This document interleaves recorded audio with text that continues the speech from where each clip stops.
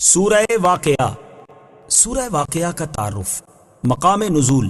سورہ واقعہ اس آیت افبہذا الحدیث اور اس آیت ثلۃ من الاولین کے علاوہ مکیہ ہے۔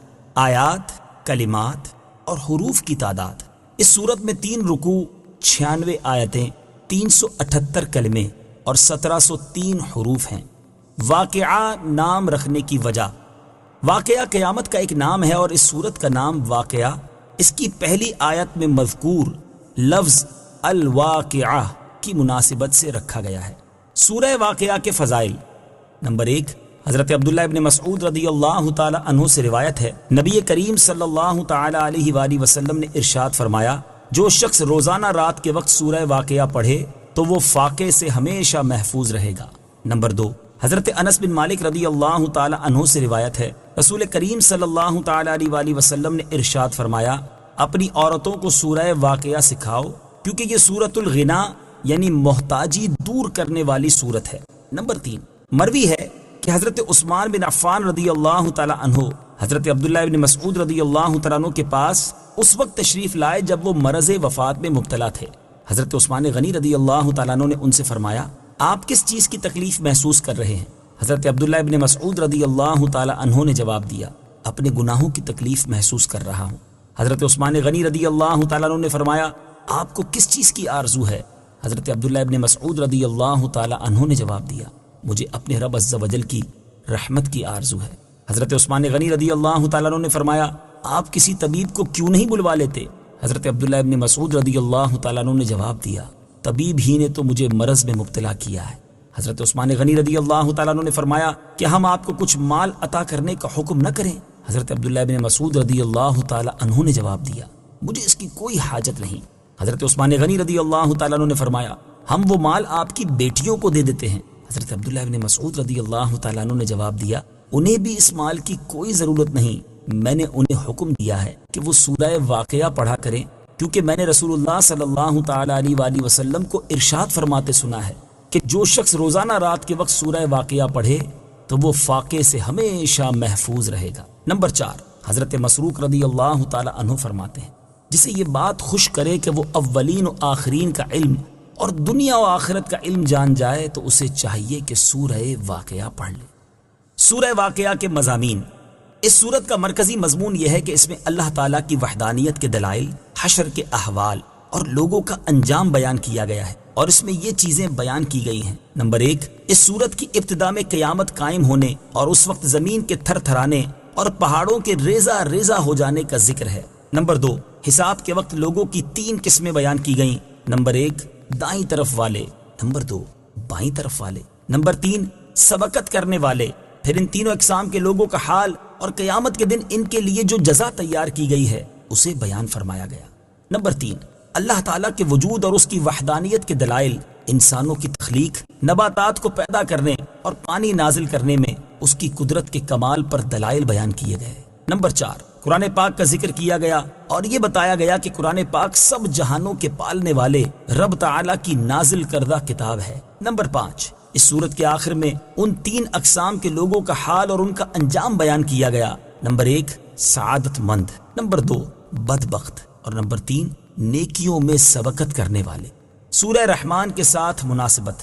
سورہ واقعہ کی اپنے سے ما قبل سورت رحمان کے ساتھ ایک مناسبت یہ ہے کہ دونوں سورتوں میں قیامت کے حالات، جنت کے اوصاف اور جہنم کی ہولناکیاں بیان کی گئی ہیں۔ دوسری مناسبت یہ ہے کہ جو چیز سورہ رحمان کے شروع میں ذکر کی گئی اسے سورہ واقعہ کے آخر میں بیان کیا گیا، اور جو چیز سورہ رحمان کے آخر میں بیان کی گئی اسے سورہ واقعہ کی ابتدا میں بیان کیا گیا۔ جیسے سورہ رحمان کے شروع میں قرآن مجید کا ذکر کیا گیا، پھر سورج اور چاند کا، پھر نباتات کا، پھر انسانوں اور جنات کی تخلیق کا ذکر کیا گیا، پھر قیامت، جہنم اور جنت کی صفات بیان کی گئیں، اور سورہ واقعہ میں پہلے قیامت کی صفات اور اس کی ہولناکیاں بیان کی گئیں، پھر جنت اور جہنم کی صفات ذکر کی گئیں، پھر انسان کی تخلیق، نباتات، پانی اور آگ کا ذکر کیا گیا، اس کے بعد ستاروں کا، اور آخر میں قرآن مجید کا ذکر کیا گیا۔ بسم اللہ الرحمن الرحیم۔ ترجمہ، اللہ کے نام سے شروع جو نہایت مہربان رحمت والا ہے۔ اذا وقعت الواقعہ، ليس لوقعتها كاذبة. ترجمہ: جب واقع ہونے والی واقع ہوگی اس وقت اس کے واقع ہونے میں کسی کو انکار کی گنجائش نہ ہوگی. إذا وقعت الواقعة. جب واقع ہونے والی واقع ہوگی. تفسیر صراط الجنان میں ہے اس آیت اور اس کے بعد والی آیت کا خلاصہ یہ ہے کہ جب قیامت قائم ہوگی، جو کہ ضرور قائم ہونے والی ہے، تو اس وقت ہر ایک اس کا اعتراف کر لے گا اور اس کے واقع ہونے کا کوئی انکار نہیں کر سکے گا. اور قیامت چونکہ بہر صورت واقع ہوگی اس لیے اس کا نام واقعہ رکھا گیا ہے. قیامت ضرور واقع ہوگی. تفسیر صراط الجنان میں ہے اس سے معلوم ہوا کہ قیامت ضرور واقع ہوگی، اس لیے ہر ایک کو قیامت سے ڈرنا چاہیے اور اس دن کے لیے دنیا کی زندگی میں ہی تیاری کر لینی چاہیے. چنانچہ قیامت کے بارے میں ایک اور مقام پر اللہ تعالیٰ ارشاد فرماتا ہے: واتقوا يوما لا تجزي نفس عن نفس شيئا ولا يقبل منها شفاعة ولا يؤخذ منها عدل ولا هم ينصرون.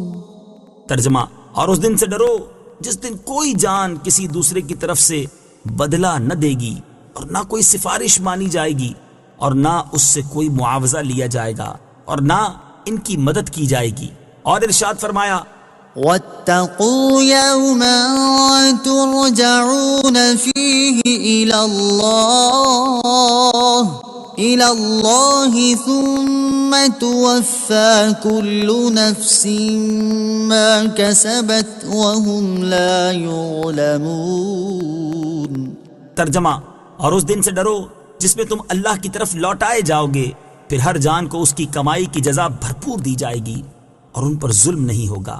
اور ارشاد فرمایا: فكيف إذا جمعناهم ليوم لا ريب فيه ووفيت كل نفس ما كسبت وهم لا يظلمون.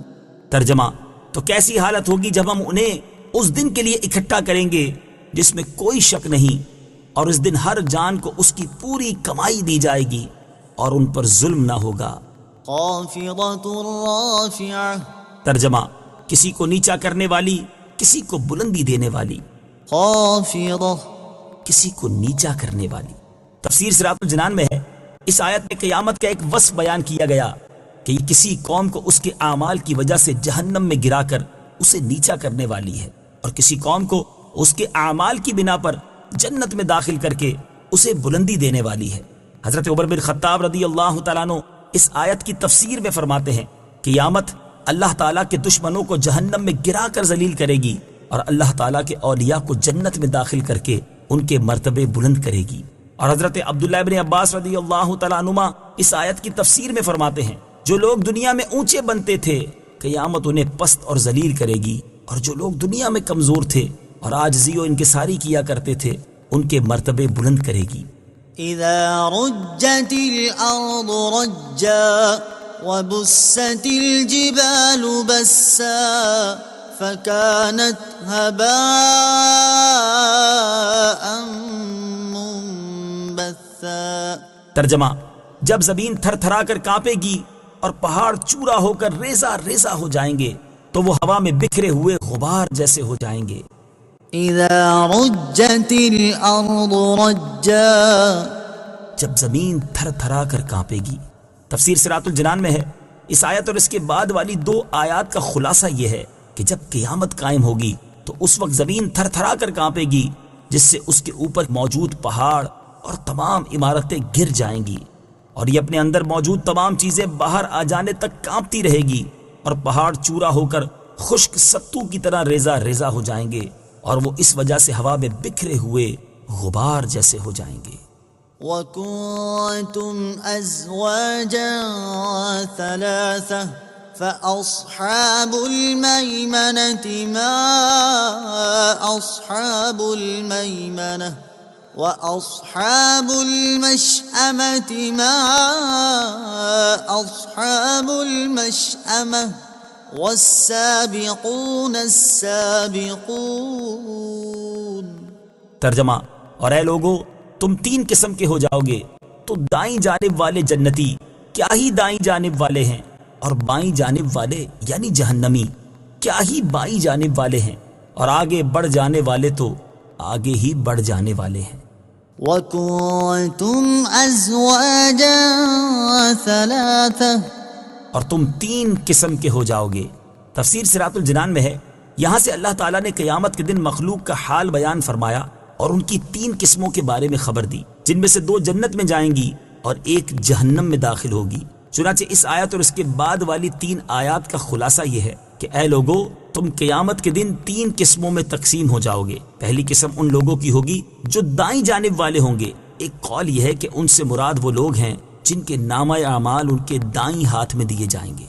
دوسرا قول یہ ہے کہ ان سے مراد وہ لوگ ہیں جو میثاق کے دن حضرت آدم علیہ السلام کے دائیں جانب تھے۔ تیسرا قول یہ ہے کہ ان سے مراد وہ لوگ ہیں جو قیامت کے دن عرش کی دائیں جانب ہوں گے۔ اللہ تعالیٰ نے دائیں جانب والوں کی شان ظاہر کرنے کے لیے فرمایا کہ وہ کیا ہی اچھے ہیں کہ وہ بڑی شان رکھتے ہیں، سعادت مند ہیں اور وہ جنت میں داخل ہوں گے۔ دوسری قسم ان لوگوں کی ہوگی جو بائیں جانب والے ہوں گے۔ ان کے بارے میں بھی مفسرین کا ایک قول یہ ہے کہ ان سے مراد وہ لوگ ہیں جن کے نامہ اعمال ان کے بائیں ہاتھ میں دیے جائیں گے۔ دوسرا قول یہ ہے کہ ان سے مراد وہ لوگ ہیں جو میثاق کے دن حضرت آدم علیہ السلام کے بائیں جانب تھے۔ تیسرا قول یہ ہے کہ ان سے مراد وہ لوگ ہیں جو قیامت کے دن عرش کی بائیں جانب ہوں گے۔ اللہ تعالیٰ نے ان کی حقارت ظاہر کرنے کے لیے فرمایا کہ بائیں جانب والے کیا ہی برے ہیں کہ وہ بدبخت ہیں اور وہ جہنم میں داخل ہوں گے۔ تیسری قسم ان لوگوں کی ہوگی جو دوسروں سے آگے بڑھ جانے والے ہیں۔ یہاں آگے بڑھ جانے والوں سے کون لوگ مراد ہیں؟ اس بارے میں ایک قول یہ ہے کہ اس مقام پر نیکیوں میں دوسروں سے آگے بڑھ جانے والے مراد ہیں۔ حضرت عبداللہ ابن عباس رضی اللہ تعالی عنہما فرماتے ہیں کہ ان سے وہ لوگ مراد ہیں جو ہجرت کرنے میں سبقت کرنے والے ہیں اور وہ آخرت میں جنت کی طرف سبقت کریں گے۔ ایک قول یہ ہے کہ ان سے وہ لوگ مراد ہیں جو اسلام قبول کرنے کی طرف سبقت کرنے والے ہیں، اور ایک قول یہ ہے کہ ان سے وہ مہاجرین اور انصار صحابہ کرام مراد ہیں جنہوں نے دونوں قبلوں کی طرف نمازیں پڑھیں۔ اللہ تعالیٰ نے ان کے بارے میں ارشاد فرمایا کہ وہ جنت میں داخل ہونے میں آگے بڑھ جانے والے ہیں۔ اولئک المقربون فی جنات النعیم۔ ترجمہ، وہی قرب والے ہیں نعمتوں کے باغوں میں ہیں۔ اولئک المقربون، وہی قرب والے ہیں۔ تفسیر صراط الجنان میں ہے، یہاں سے ان تینوں اقسام کے لوگوں کی جزا بیان فرمائی گئی، اور سب سے پہلے آگے بڑھ جانے والوں کی جزا بیان کرتے ہوئے اس آیت اور اس کے بعد والی آیت میں ارشاد فرمایا کہ وہی اللہ تعالیٰ کی بارگاہ میں مقرب درجات والے ہیں اور وہ نعمتوں کے باغوں میں ہوں گے۔ ثلۃ من الاولین وقلیل من الآخرین۔ ترجمہ، وہ پہلے لوگوں میں سے ایک بڑا گروہ ہوگا اور بعد والوں میں سے تھوڑے ہوں گے۔ ثلۃ من الاولین، وہ پہلے لوگوں میں سے ایک بڑا گروہ ہوگا۔ تفسیر صراط الجنان میں ہے، اس آیت اور اس کے بعد والی آیت کا خلاصہ یہ ہے کہ آگے بڑھ جانے والے پہلے لوگوں میں سے بہت ہیں اور بعد والوں میں سے تھوڑے ہیں۔ پہلے لوگوں سے کون مراد ہیں؟ اس کی تفسیر میں صحیح قول یہ ہے کہ پہلے لوگوں سے تاجدار رسالت صلی اللہ تعالی علیہ وآلہ وسلم کی امت ہی کے پہلے وہ لوگ مراد ہیں جو مہاجرین و انصار میں سے اسلام قبول کرنے میں سابقین اولین ہیں، اور بعد والوں سے ان کے بعد والے لوگ مراد ہیں۔ احادیث سے بھی اس کی تائید ہوتی ہے، جیسا کہ مرفوع حدیث میں ہے کہ یہاں اولین و آخرین اسی امت کے پہلے اور بعد والے لوگ ہیں۔ اور حضرت ابو بکرہ رضی اللہ تعالی عنہ سے یہ بھی مروی ہے کہ حضور اقدس صلی اللہ تعالی علیہ وآلہ وسلم نے فرمایا کہ دونوں گروہ میری ہی امت کے ہیں۔ علی سرر موضونہ متکئین علیہا متقابلین۔ ترجمہ، جواہرات سے جڑے ہوئے تختوں پر ہوں گے، ان پر تکیہ لگائے ہوئے آمنے سامنے۔ علی سرر موضونہ، جڑے ہوئے تختوں پر ہوں گے۔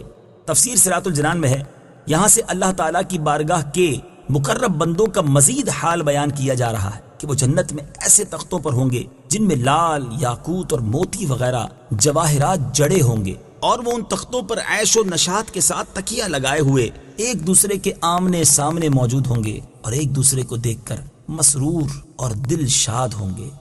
يطوف عليهم ولدان مخلدون بأكواب وأباريق وكأس من معين لا يصدعون عنها ولا ينزفون وفاكهة مما يتخيرون ولحم طير مما يشتهون۔ ترجمہ، ان کے ارد گرد ہمیشہ رہنے والے لڑکے پھریں گے کوزوں اور سراہیوں اور آنکھوں کے سامنے بہنے والی شراب کے جام کے ساتھ۔ اس سے نہ انہیں سر درد ہوگا اور نہ ان کے ہوش میں فرق آئے گا، اور پھل میوے جو جنتی پسند کریں گے اور پرندوں کا گوشت جو وہ چاہیں گے۔ يطوف عليهم، ان پر دور چلائیں گے۔ تفسیر صراط الجنان میں ہے، اس آیت اور اس کے بعد والی 4 آیات کا خلاصہ یہ ہے کہ اللہ تعالیٰ نے حوروں کی طرح اہل جنت کی خدمت کے لیے ایسے لڑکے پیدا کیے ہیں جو نہ کبھی مریں گے نہ بوڑھے ہوں گے، اور نہ ہی ان میں کوئی جسمانی تبدیلی آئے گی۔ یہ ہمیشہ رہنے والے لڑکے اللہ تعالیٰ کی بارگاہ کے مقرب بندوں پر خدمت کے آداب کے ساتھ کوزوں، سراہیوں اور آنکھوں کے سامنے بہنے والی پاک شراب کے جام کے دور چلائیں گے۔ وہ شراب ایسی ہے کہ اسے پینے سے نہ انہیں سر درد ہوگا اور نہ ان کے ہوش میں کوئی فرق آئے گا، جبکہ دنیا کی شراب میں یہ وصف نہیں، کیونکہ اسے پینے سے حواس بگڑ جاتے ہیں اور بندے کے اوسان میں فتور آ جاتا ہے۔ اور شراب پیش کرنے کے ساتھ ساتھ خدمتگار لڑکے وہ تمام پھل میوے اہل جنت کے پاس لائیں گے جو وہ پسند کریں گے، اور ان پرندوں کا گوشت لائیں گے جن کی وہ تمنا کریں گے۔ اہل جنت کی خصوصی خدمت، اہل جنت پر کیے گئے ان انعامات کو ذکر کرتے ہوئے ایک اور مقام پر اللہ تعالیٰ ارشاد فرماتا ہے، وَأَمْدَدْنَاهُمْ بِفَاكِهَةٍ وَلَحْمٍ مِّمَّا يَشْتَهُونَ يَتَنَازَعُونَ فِيهَا كَأْسًا لَّا لَغْوٌ فِيهَا وَلَا تَأْثِيمٌ وَيَطُوفُ عَلَيْهِمْ غِلْمَانٌ لَّهُمْ كَأَنَّهُمْ لُؤْلُؤٌ مَّكْنُونٌ۔ ترجمہ، اور پھلوں، میووں اور گوشت جو وہ چاہیں گے ان کے ساتھ ہم ان کی مدد کرتے رہیں گے۔ جنتی لوگ جنت میں شراب کے ایسے جام ایک دوسرے سے لیں گے جس میں نہ کوئی بےہودگی ہوگی اور نہ گناہ کی کوئی بات، اور ان کے خدمتگار لڑکے ان کے گرد پھریں گے گویا وہ چھپا کر رکھے ہوئے موتی ہیں۔ یاد رہے کہ خدمتگار لڑکوں کا اہل جنت کو پھل اور گوشت پیش کرنا ان کی خصوصی خدمت کے طور پر ہوگا، ورنہ جنتی درختوں پر لگے ہوئے پھل ان کے اتنے قریب ہوں گے کہ وہ کھڑے، بیٹھے، لیٹے ہر حال میں اسے پکڑ سکیں گے، اور جس پرندے کی تمنا کریں گے وہ بھنا ہوا ان کے سامنے حاضر ہو جائے گا۔ اللہ تعالیٰ ارشاد فرماتا ہے، وَجَنَى الْجَنَّتَيْنِ دَانٍ۔ ترجمہ، اور دونوں جنتوں کا پھل جھکا ہوا ہے، اور ارشاد فرماتا ہے، قُطُوفُهَا دَانِيَةٌ۔ ترجمہ، اس کے پھل قریب ہوں گے۔ اور حضرت عبداللہ ابن عباس رضی اللہ تعالیٰ عنہما فرماتے ہیں کہ اگر جنتی کو پرندوں کا گوشت کھانے کی خواہش ہوگی تو اس کی مرضی کے مطابق پرندہ اڑتا ہوا سامنے آ جائے گا، اور ایک قول یہ ہے کہ رکابی میں بھنا ہوا آ کر سامنے پیش ہوگا، اس میں سے جتنا چاہے گا جنتی کھائے گا، پھر وہ اڑ جائے گا۔ جنتی پرندوں سے متعلق 3 احادیث۔ آیت نمبر 21 میں اہل جنت کے لیے پرندوں کے گوشت کا ذکر کیا گیا، اس مناسبت سے ان پرندوں کے بارے میں 3 احادیث ملاحظہ ہوں۔ نمبر 1، حضرت انس بن مالک رضی اللہ تعالی عنہ سے روایت ہے، تاجدار رسالت صلی اللہ تعالی علیہ وسلم نے ارشاد فرمایا، بے شک جنت کا پرندہ بختی اونٹ کی طرح ہوگا اور وہ جنت کے درختوں میں چرے گا۔ یہ سن کر حضرت ابوبکر صدیق رضی اللہ تعالی عنہ نے عرض کی، یا رسول اللہ صلی اللہ تعالی علیہ وآلہ وسلم، بے شک وہ پرندہ تو بہت اچھا اور عمدہ ہوگا۔ آپ صلی اللہ تعالی علیہ وسلم نے ارشاد فرمایا، اسے کھانے والا اس سے زیادہ عمدہ اور اعلیٰ ہوگا، اور میں یہ امید رکھتا ہوں کہ تم بھی اسے کھاؤ گے۔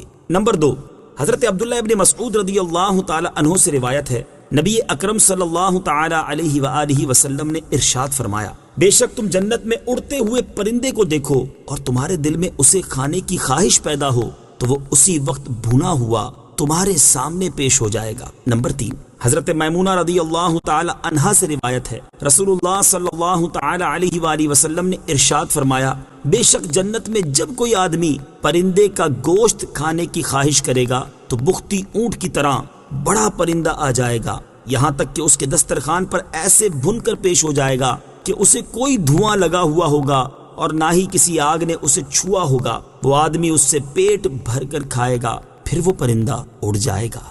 وحور عین كأمثال اللؤلؤ المكنون جزاء بما كانوا يعملون۔ ترجمہ، اور بڑی آنکھ والی خوبصورت حوریں ہیں جیسے چھپا کر رکھے ہوئے موتی ہوں ان کے اعمال کے بدلے کے طور پر۔ وحور عین، اور بڑی آنکھ والی خوبصورت حوریں ہیں۔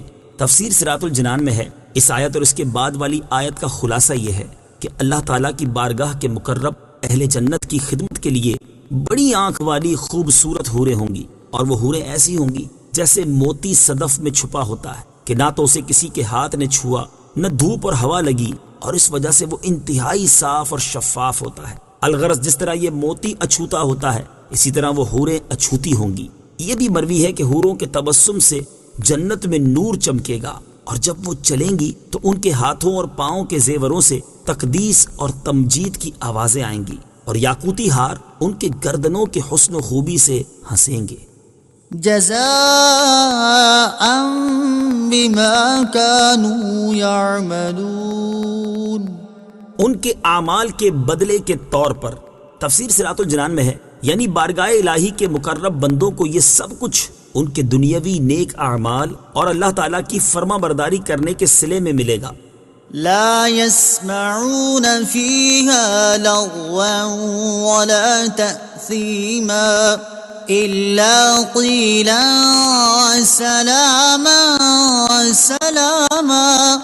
ترجمہ، اس میں نہ کوئی بیکار بات سنیں گے اور نہ کوئی گناہ کی بات، مگر سلام سلام کا قول۔ لا يسمعون فيها لغوا، اس میں نہ کوئی بیکار بات سنیں گے۔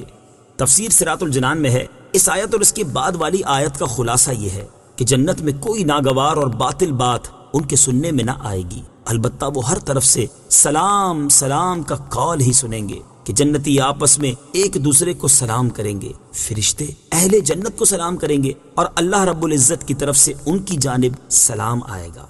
وَأَصْحَابُ الْيَمِينِ مَا أَصْحَابُ الْيَمِينِ۔ ترجمہ، اور دائیں جانب والے کیا دائیں جانب والے ہیں۔ وَأَصْحَابُ الْيَمِينِ، اور دائیں جانب والے۔ تفسیر صراط الجنان میں ہے، اس سے پہلی آیات میں آگے بڑھ جانے والے بارگاہ الہی کے مقرب بندوں کی جزا اور ان کا حال بیان کیا گیا۔ اب یہاں سے اہل جنت کے دوسرے گروہ یعنی دائیں جانب والے اصحاب کا ذکر فرمایا جا رہا ہے کہ وہ لوگ جو دائیں جانب والے ہیں ان کی عجیب شان ہے کہ وہ اللہ تعالیٰ کی بارگاہ میں معزز و مکرم ہیں، اور ان کی اچھی صفات اور خوبیوں کی وجہ سے ان کے لیے جو کچھ تیار کیا گیا ہے اسے تم نہیں جان سکتے۔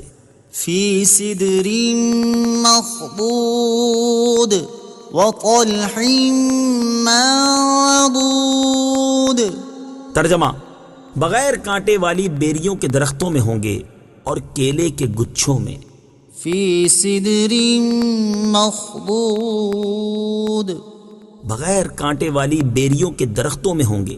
تفسیر صراط الجنان میں ہے، یہاں سے دائیں جانب والوں کی جزا بیان کی جا رہی ہے کہ وہ ایسی جنتوں میں مزے لوٹیں گے جن میں بیری کے ایسے درخت ہوں گے جن پر کانٹے نہیں لگے ہوں گے۔ بیری کے جنتی درخت کی شان۔ حضرت ابو امامہ رضی اللہ تعالی عنہ فرماتے ہیں، حضور پر نور صلی اللہ تعالی علیہ وآلہ وسلم کے صحابہ کرام فرمایا کرتے تھے کہ بے شک اللہ تعالی ہمیں دیہاتی مسلمانوں اور ان کے پوچھے گئے سوالات کی وجہ سے فائدہ پہنچاتا ہے۔ ایک دن ایک دیہاتی مسلمان آئے اور انہوں نے عرض کی، یا رسول اللہ صلی اللہ تعالی علیہ وسلم، بے شک اللہ تعالیٰ نے قرآن میں ایک اذیت ناک درخت کا ذکر فرمایا ہے، اور میرا یہ گمان نہیں کہ جنت میں کوئی ایسا درخت ہو جو اپنے مالک کے لیے تکلیف دہ ثابت ہو۔ حضور اقدس صلی اللہ تعالی علیہ وسلم نے اس سے ارشاد فرمایا، وہ کون سا درخت ہے؟ اس نے عرض کی، بیری کا درخت۔ یہ اذیت ناک اس لیے ہے کہ اس کے اوپر کانٹے لگے ہوتے ہیں۔ نبی اکرم صلی اللہ تعالی علیہ وآلہ وسلم نے ارشاد فرمایا، کیا اللہ تعالیٰ نے یہ ارشاد نہیں فرمایا؟ فی سدر مخضود، اللہ تعالیٰ اس کے کانٹے کاٹ دے گا اور ہر کانٹے کی جگہ پھل پیدا فرمائے گا، لہٰذا وہ درخت کانٹوں کی بجائے پھل اگائے گا، اور اس کے پھل میں 72 رنگ ظاہر ہوں گے، اور ان میں سے کوئی رنگ بھی دوسرے کے مشابہ نہ ہوگا۔ وطلح منضود، اور کیلے کے گچھوں میں، تفسیر صراط الجنان میں ہے، یعنی دائیں جانب والے ان جنتوں میں مزے کریں گے جن میں کیلے کے ایسے درخت ہوں گے جو جڑ سے چوٹی تک کیلے کے گچھوں سے بھرے ہوئے ہوں گے۔